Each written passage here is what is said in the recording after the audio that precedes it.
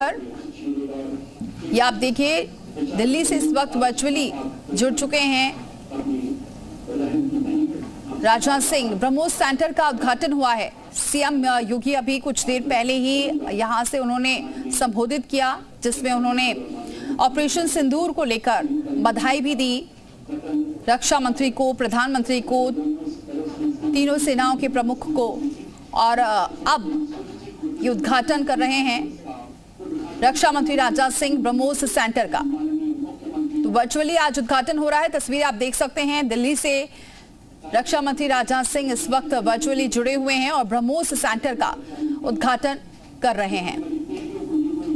इसकी जो नींव थी वो रक्षा मंत्री राजनाथ सिंह ने ही रखी थी और अब उसका उद्घाटन भी उनके द्वारा हो रहा है। तस्वीरें आप देख सकते हैं और ब्रह्मोस की जो खासियत है वो भी हम आपको टीवी स्क्रीन पर लगातार ग्राफिक्स के जरिए बता रहे हैं। तो ब्रह्मोस सेंटर का उद्घाटन रक्षा मंत्री राजनाथ सिंह ने दिल्ली से वर्चुअली किया है।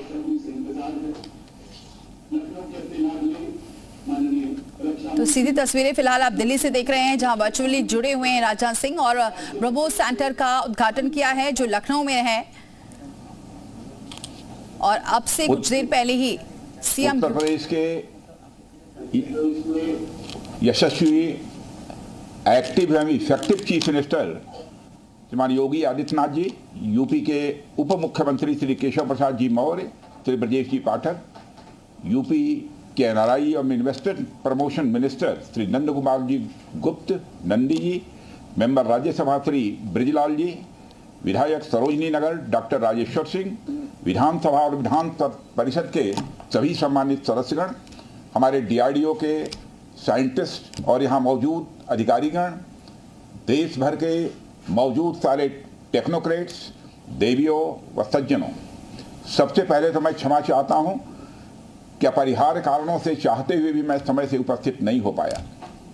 मैं जानता हूँ कि हमारे मुख्यमंत्री योगी जी को बहुत ही आवश्यक कार्यक्रम से गोरखपुर जाना था, लेकिन केवल इस कार्यक्रम की महत्ता को समझते हुए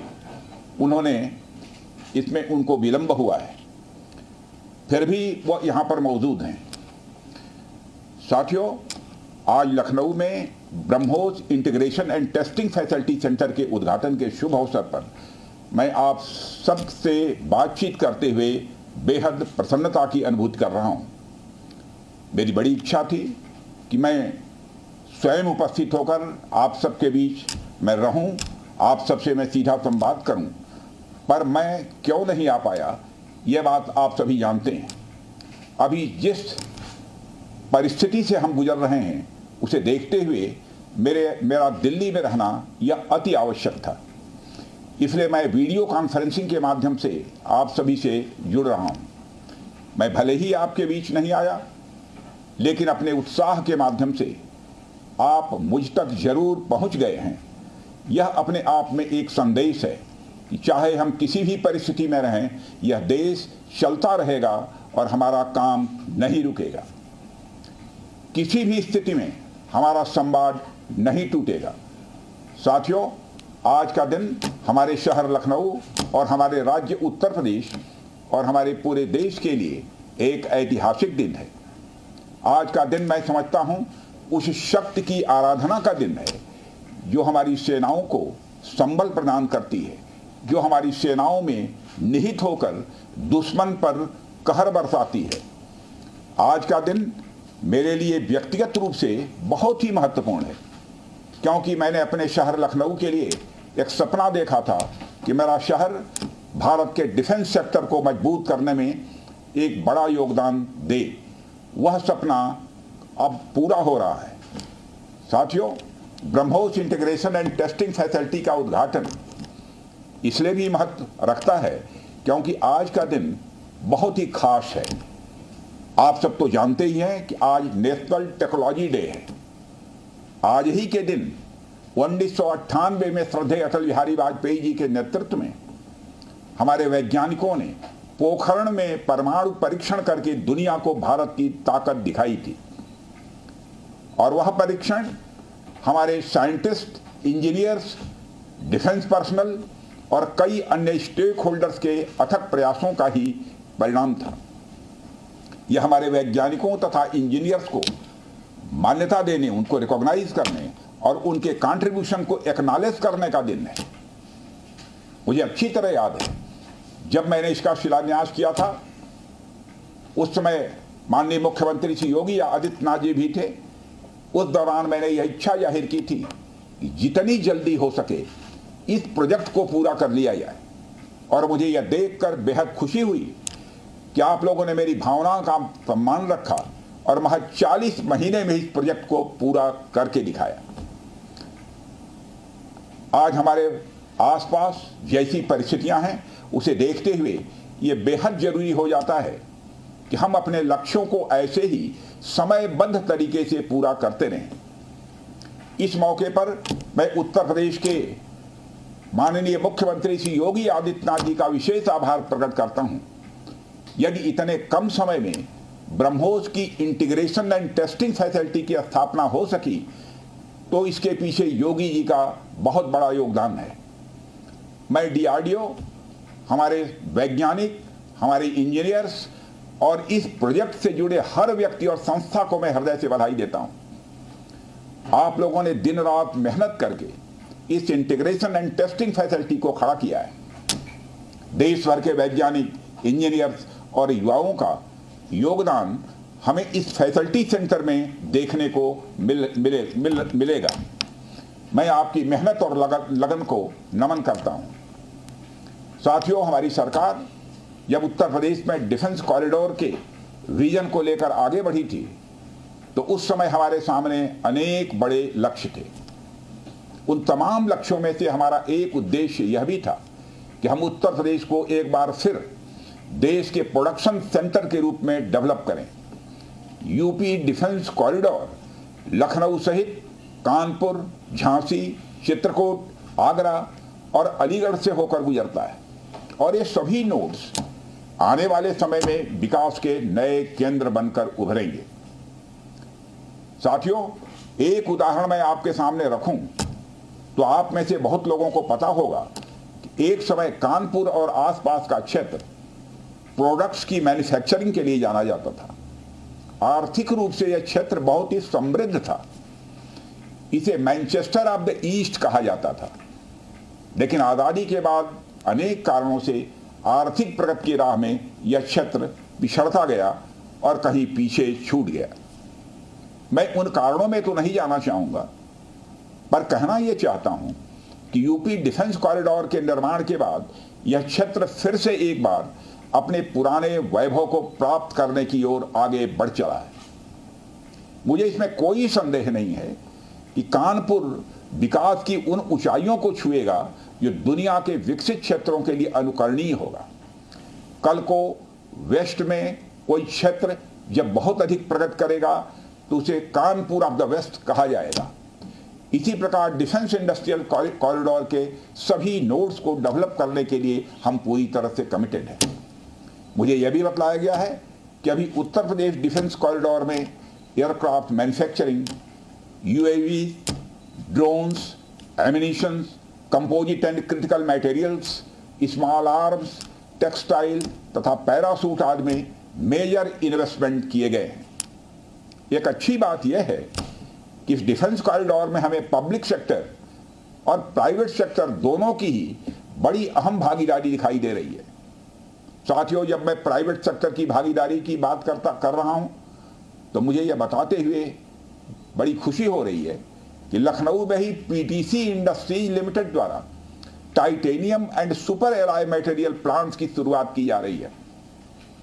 इसके अलावा 7 एडिशनल क्रिटिकल प्रोजेक्ट्स की भी नींव इस समय रखी जा रही है। यह निश्चित रूप से रक्षा क्षेत्र में भारत की आत्मनिर्भरता की गति को और तेज करेगा। मैं इसके लिए श्री सचिन अग्रवाल को भी बधाई देना चाहता हूं। हमारा सपना है कि उत्तर प्रदेश दुनिया के टॉप डिफेंस प्रोडक्शन और एक्सपोर्ट डेस्टिनेशन के रूप में जाना जाए। आज जो ब्रह्मोस फैसिलिटी शुरू हो रही है, मैं समझता हूं वह यूपी डिफेंस कॉरिडोर का यह गौरव होगा। यह सिर्फ उत्तर प्रदेश का ही नहीं बल्कि देश का सबसे बड़ा BrahMos integration and testing facility centre है। यह रक्षा क्षेत्र में भारत की आत्मनिर्भरता के प्रयास को भी मजबूती प्रदान करेगा। साथियों, जहां तक ब्रह्मोस का प्रश्न है तो आप सभी यह जानते हैं कि ब्रह्मोस दुनिया के सबसे तेज सुपरसोनिक क्रूज मिसाइल्स में से एक है। ब्रह्मोस सिर्फ एक हथियार नहीं है, बल्कि यह अपने आप में एक मैसेज है। मैसेज हमारी आर्म्ड फोर्सेस के स्ट्रेंथ का है। मैसेज दुश्मन के प्रति हमारी डेटरेंस का है, प्रतिरोधक क्षमता का है। मैसेज हमारी बॉर्डर्स की सेफ गार्डिंग के हमारी प्रतिबद्धता का है। साथियों, पोखरण परमाणु परीक्षण में महत्वपूर्ण योगदान देने वाले मिसाइल मैन और हमारे पूर्व राष्ट्रपति डॉक्टर APJ अब्दुल कलाम ने यह कहा भी था कि unless India stands up to the world, no one will respect us in this world. Fear has no place, only strength respects strength. अर्थात दुनिया कमजोरों का नहीं बल्कि शक्तिशाली का सम्मान करती है। उनका विजन था कि हमें अपनी ताकत को और मजबूत करना होगा। जब तक कोई देश ताकतवर नहीं होगा, दुनिया उसका सम्मान नहीं करेगी। आज भारत दुनिया के सबसे शक्तिशाली राष्ट्रों में से एक है। हम लगातार अपनी ताकत और बढ़ा रहे हैं और मैं समझता हूं कि आज जो फैसिलिटी सेंटर शुरू हो रहा है, यह भारत की शक्ति को और मजबूत करने में सहायक होगी। साथियों, यह केवल एक फैक्ट्री का उद्घाटन भर नहीं है, बल्कि मैं समझता हूं कि रक्षा क्षेत्र में भारत की आत्मनिर्भरता की दिशा में एक बहुत बड़ा कदम है। उत्तर प्रदेश डिफेंस इंडस्ट्रियल कॉरिडोर बनने के पश्चात उत्तर प्रदेश के इंडस्ट्रियल डेवलपमेंट का एक नए सिरे से श्री गणेश हो चुका है। इस डिफेंस कॉरिडोर में अब तक कुल 180 के लगभग MOUs साइन किए जा चुके हैं, जिसमें 34,000 करोड़ रुपए का इन्वेस्टमेंट प्रपोज्ड है। आपको यह जानकर खुशी होगी कि अभी तक इस कॉरिडोर में 4,000 करोड़ रुपए का इन्वेस्टमेंट किया भी जा चुका है। साथियों, टेक्नोलॉजी डे के दिन इस हाई टेक्नोलॉजी प्लेटफॉर्म फैसिलिटी को इनागुरेट करना अपने आप में एक लैंडमार्क डे है, परंतु इसके साथ साथ यह भारत की नई इनोवेटिव एनर्जी को भी दिखाता है, जिसको हमने पिछले कुछ सालों में गति देने का प्रयास किया है। हम सब जानते हैं कि इस समय टेक्नोलॉजी के क्षेत्र में, खासकर critical high and frontier technology के क्षेत्र में बड़ी तेजी से बदलाव आ रहा है। चाहे सिविल सेक्टर हो या डिफेंस सेक्टर, आज रोज नई नई टेक्नोलॉजी सभी प्रकार के प्रोडक्ट्स या सर्विसेज में क्रांतिकारी परिवर्तन ला रही हैं। हमारे जीवन का कोई भी ऐसा कार्य क्षेत्र नहीं है जहां टेक्नोलॉजी हमें डिसरप्टिव तरीके से प्रभावित न कर रही हो।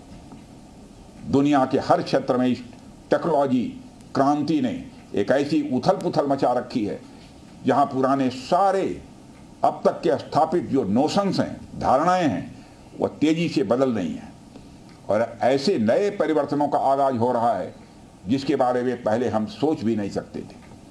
ऐसे में नेशनल टेक्नोलॉजी डे एक खास महत्व रखता है और इस खास दिन पर डिफेंस के क्षेत्र में एक हाई टेक्नोलॉजी फैसिलिटी को उद्घाटन करना मेरे, आपके और हम सब के लिए एक गौरव का विषय है। साथियों, ब्रह्मोस भारत और रूस के हाईएस्ट डिफेंस टेक्नोलॉजी का एक संगम है। जिस तरह हमारा उत्तर प्रदेश प्रयाग स्थित संगम के लिए दुनिया भर में जाना जाता है, उसी तरह आने वाले समय में लखनऊ भी इस टेक्नोलॉजी के संगम के लिए जाना जाएगा और यह संगम कई अनेक विशेषताओं को अपने अंदर समाहित करता है। आने वाले समय में यह रोजगार के सीधे यानी डायरेक्ट और इनडायरेक्ट अवसर पैदा करेगा। मुझे यह भी विश्वास है कि आने वाले समय में यह क्षेत्र एक ग्रोथ पोल के रूप में उभर कर सामने आएगा। साथियों, ब्रह्मोस जैसे कॉम्प्लेक्स सिस्टम की एक खास विशेषता होती है और यह सिस्टम अनेक प्रकार के सब सिस्टम, कंपोनेंट्स और पार्ट्स से बने होते हैं जिन्हें किसी भी एक जगह पर निर्मित करना संभव नहीं होता है। यह सभी अलग अलग पार्ट्स इतने विशेष होते हैं, स्पेशलाइज्ड होते हैं इनमें से हर एक को बनाने के लिए हाईली स्किल्ड मैन पावर और हाई टेक्नोलॉजी वाले हथियार, औजार, टूल्स की आवश्यकता होती है। आपको मैं यह बताना चाहूंगा कि हमारी डिफेंस इंडस्ट्री के अंदर देश भर में, चाहे वह डीपीएसयू हो या प्राइवेट सेक्टर की इंडस्ट्रियल यूनिट्स हो या जहां भी स्थापित होती हैं, वहां अपने साथ साथ एमएसएमई यानी छोटी औद्योगिक इकाइयों का एक एंसिलरी इंडस्ट्रियल बेस भी निर्मित करती हैं और इन एंसिलरी इंडस्ट्रियल बेस से पूरे इलाके का एक सामाजिक आर्थिक विकास होता है। मेरा मानना है कि यह फैसिलिटी सेंटर भी वही भूमिका निभाएगा। और साथियों, जैसा कि आप सब जानते हैं, चाहे भारत सरकार हो या राज्य सरकार, हमारी नीति एकदम साफ है। Make in India, make forward. हमारे लिए रक्षा क्षेत्र में आत्मनिर्भरता का अर्थ बहुत व्यापक है। हम इस विचार के साथ आगे बढ़ रहे हैं कि हमें खुद के लिए तो आर्म्स एंड इक्विपमेंट बनाना ही है, साथ ही साथ में पूरी दुनिया को एक्सपोर्ट भी करना है। साथियों, दुनिया की मिलिट्री मार्केट में अपार संभावनाएं हैं। हाल ही में मैं Stockholm International Peace Research Institute की एक रिपोर्ट पढ़ रहा था। उसमें उन्होंने यह बताया है कि वर्ल्ड मिलिट्री एक्सपेंडिचर 2024 में बढ़कर $2,718 बिलियन हो गया है। आप सोचिए, आर्म्स एंड इक्विपमेंट का इतना बड़ा मार्केट हमारी राह देख रहा है। इसलिए हमें बेहद मजबूती से भारत को दुनिया के लिए एक अट्रैक्टिव डिफेंस प्रोडक्ट हब के रूप में विकसित करने की ओर आगे बढ़ना ही होगा। आज का दिन उस विचार की तरफ बढ़ाया गया हमारा एक और ठोस कदम है। इन सारी चीजों ने मिलाकर उत्तर प्रदेश में डेवलपमेंट का एक इकोसिस्टम तैयार किया है। इसी कारण हम उत्तर प्रदेश में डिफेंस कॉरिडोर का भी निर्माण कर पाए। हमने लखनऊ में डिफेंस एक्सपो का भी आयोजन किया।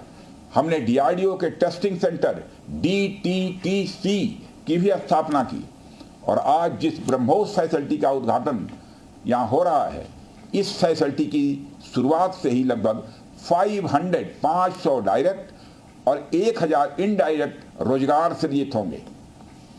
यह भी कहीं न कहीं उस इकोसिस्टम के कारण ही संभव हो पाया है जो श्री योगी आदित्यनाथ जी ने यहां डेवलप किया है। यानी हमारी डबल इंजन की सरकार उत्तर प्रदेश में खेल से लेकर खेत तक, कल्चर से लेकर कनेक्टिविटी तक, पुलिस से लेकर पॉलिसी तक और टेक्नोलॉजी से लेकर टूरिज्म तक हर क्षेत्र में विकास कर रही है। इसलिए मैं उत्तर प्रदेश सरकार को पुनः बधाई देता हूं।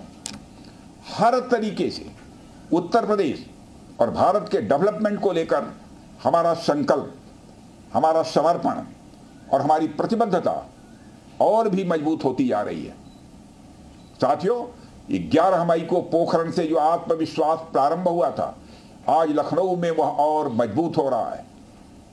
साथियों, अपनी बात समाप्त करने के पहले मैं कहना चाहता हूं, जिन भारत विरोधी और आतंकी संगठनों ने भारत माता के मस्तक पर हमला करके कई परिवारों के सिंदूर मिटाए थे, उन्हें भारतीय सेना ने ऑपरेशन सिंदूर के माध्यम से इंसाफ दिलाने का काम किया है और इसके लिए आज सारा देश भारतीय सेनाओं का अभिनंदन कर रहा है। ऑपरेशन सिंदूर सिर्फ एक सैन्य कार्रवाई भर नहीं है, बल्कि भारत की राजनैतिक, सामाजिक और सामरिक इच्छा शक्ति का प्रतीक है। यह ऑपरेशन आतंकवाद के खिलाफ भारत की दृढ़ इच्छा शक्ति का और सैन्य शक्ति की क्षमता और संकल्प शक्ति का भी प्रदर्शन है। हमने दिखाया है, भारत आतंकवाद के खिलाफ जब भी कोई कार्रवाई करेगा तो आतंकवादियों और उनके आकाओं के लिए सरहद पार की जमीन भी सुरक्षित नहीं रहेगी। भारतीय सेनाओं ने ऑपरेशन सिंदूर को पाकिस्तान में मौजूद आतंकी ढांचा ढहाने के उद्देश्य से लॉन्च किया था। हमने उनके आम नागरिकों को कभी निशाना नहीं बनाया था, मगर पाकिस्तान ने न केवल भारत के नागरिक इलाकों को निशाना बनाया, बल्कि मंदिर, गुरुद्वारा, गिरजाघर पर भी हमले करने का प्रयास किया। भारतीय सेना ने शौर्य और पराक्रम के साथ साथ संयम का भी परिचय देते हुए पाकिस्तान के अन्य ठिकानों पर भी प्रहार करके करारा जवाब दिया है। हमने केवल सीमा से सटे सैन्य ठिकानों पर ही नहीं कार्रवाई की, बल्कि भारत की सेनाओं की धमक उस रावलपिंडी तक सुनी गई जहां पाकिस्तानी फौज का हेडक्वार्टर मौजूद है। मित्रों, भारत में आतंकवादी घटनाएं करने और कराने का क्या अंजाम होता है, यह पूरे विश्व ने उरी की घटना के बाद देखा, जब हमारी सेना ने पाकिस्तान में घुसकर सर्जिकल स्ट्राइक की। पुलवामा के बाद देखा जब बालाकोट पर एयर स्ट्राइक की गई, और अब पहलगाम की घटना के बाद दुनिया देख रही है कि जब भारत ने पाकिस्तान के भीतर घुसकर मल्टीपल स्ट्राइक्स की हैं। आतंकवाद के खिलाफ जीरो टॉलरेंस की नीति पर चलते हुए हमारे यशस्वी प्रधानमंत्री नरेंद्र मोदी ने स्पष्ट कर दिया है कि यह नया भारत है जो आतंक के खिलाफ सरहद के इस पार और उस पार दोनों तरफ प्रभावी कार्रवाई करेगा। यह हमारे प्रधानमंत्री जी ने स्पष्ट रूप से यह संदेश दे दिया। मैं एक बार फिर से BrahMos integration and testing facility centre और इस प्रोजेक्ट में शामिल सभी स्टेक होल्डर्स को हार्दिक बधाई देता हूं। मैं साथ ही पीटीसी इंडस्ट्रीज लिमिटेड को भी उनके एम्बिशियस प्रोजेक्ट पर हृदय से बधाई देता हूं। इन तमाम प्रोजेक्ट्स की शुरुआत पर मैं लखनऊ और उत्तर प्रदेश की जनता को भी बधाई देता हूं, जो इस ऐतिहासिक पहल का हिस्सा बन रही हैं। अंत में मैं आप सभी का आभार प्रकट करते हुए अपनी बात को समाप्त करना चाहता हूं, और आप सभी से मैं खेद भी व्यक्त करता हूं कि निर्धारित समय पर मैं इस कार्यक्रम में उपस्थित नहीं हो सका, लेकिन देर आया दुरुस्त आया। आप सबको बहुत बहुत धन्यवाद। जय हिंद।